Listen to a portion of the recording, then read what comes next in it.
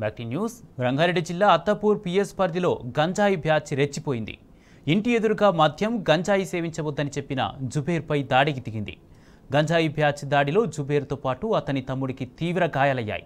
నిందితులపై పిఎస్లో ఫిర్యాదు చేశారు. పోలీసులు కేసు దర్యాప్తు జరుపుతున్నారు.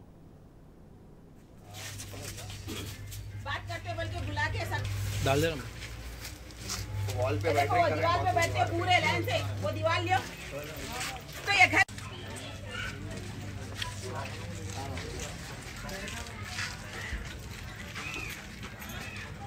शरीफ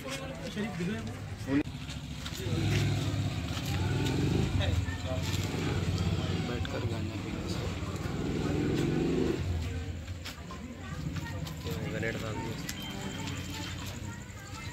जुबेर के घर के सामने बैठकर